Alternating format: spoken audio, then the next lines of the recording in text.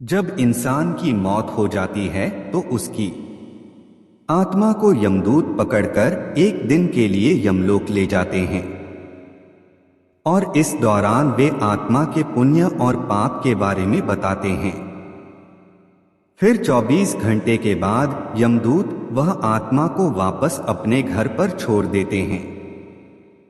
गुरुर पुराण के अनुसार जब इंसान अपने भौतिक शरीर को छोड़ देता है तो यमदूत उसे पास के अंदर बांध लेते हैं और उसके बाद उसे यममार्ग की यातनाओं के बारे में बताते और दिखाया जाता है, जिसके बाद आत्मा अपने भौतिक शरीर को छोड़कर हाय हाय करती है और फिर रोती बिलखती हुई यममार्ग के ऊपर चलती है।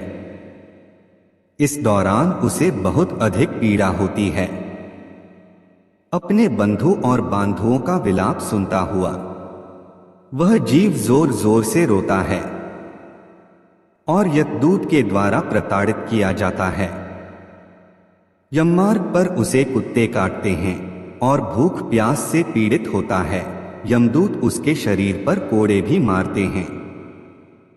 यमदूत उस जीव को ऐसी जगह पर चलाते हैं जिस जगह पर वह चलने में असमर्थ होने के बाद भी चलता है, बार बार गिरता है और फिर उस जीव को यमदूत बार बार उठाते हैं। बड़ी कठिनाई से उसे चलना पड़ता है। यह सब तब होता है जब यमदूत उस जीव को 24 घंटे के लिए यमपुरी में लेकर जाते हैं।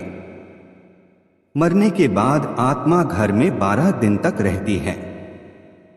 यमदूत जब मरने वाले इंसान के समीप आते हैं तो फिर वह डरकर मल और मूत्र त्याग देता है। संसार में वासना के मोह के अंदर फंसा व्यक्ति शरीर को छोड़ना नहीं चाहता है, लेकिन यमदूत उसे पकड़कर जबरदस्ती शरीर से बाहर निकालते हैं। अपने भौतिक शरीर को छोड़कर हाय हाय करता हुआ वह प्राणी यमदूतों के द्वारा पकड़कर खींचा जाता है और यमदूत उसे नरक के अंदर दी जाने वाली यातनाओं के बारे में बताते हैं। जब इंसान खत्म होता है तो उसके शरीर से आत्मा निकल जाती है और उसके बाद वह अपने शरीर को नीचे पड़े हुए देख सकती है। बहुत सी आत्माओं को अपने शरीर से मोह होता है तो वे वापस शरीर के अंदर प्रवेश करने की कोशिश करती हैं, लेकिन वह कोशिश सफल नहीं हो सकती है। उसके बाद माया मोह से बंधी हुई वह आत्मा जोर जोर से रोने बिलखने लग जाती है। कर्मफल का नाश सैकड़ों वर्ष बीत जाने के बाद भी नहीं होता है। यदि आत्मा को पिंडदान नहीं किया जाएगा तो उसका प्रेत शरीर कैसे बनेगा, और शरीर ही नहीं बनेगा तो वह कर्मफल कैसे भोगेगा, और जब कर्मफल ही नहीं भोग पाएगा उसको मनुष्य जीवन नहीं मिल पाएगा और दुखी होकर इस संसार में भटकता फिरेगा। मरने के बाद 12 दिन प्रेत घर में रहता है और उसके बाद उसे एक अस्थाई शरीर प्राप्त हो जाता है। फिर उस शरीर को लेकर वह 13वें दिन यम मार्ग के अंदर चलता है और यदि उस जीव ने अच्छे कर्म किए हैं तो वह आसानी से यम मार्ग को पार कर सकता है, लेकिन यदि उसने अच्छे कर्म नहीं किए तो यम मार्ग में उसे बहुत पीड़ा का सामना करना पड़ता है।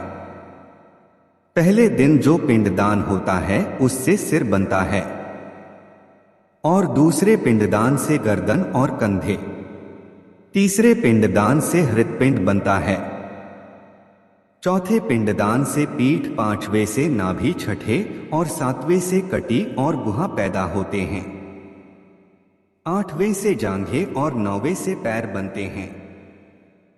इन सब के अलावा 10वें पिंडदान से प्रेत की भूख और प्यास दोनों जाग जाती हैं।